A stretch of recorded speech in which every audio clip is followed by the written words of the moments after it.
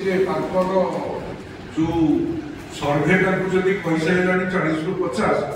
तो 2 थर पद्म 2 गुणा विकास एथर बीजेपी सरकार ये प्रमाणित है। द्वितीय से जड़े सरकारी कर्मचारी एवं छाड़ी साधारण नागरिक समस्या सहित किसी कनेक्शन ना से एसी रूम में बसिकी करने कथा तेणु मुझे भावुनी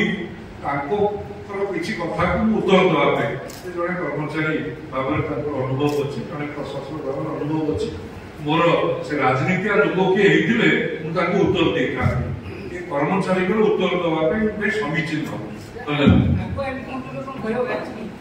निश्चित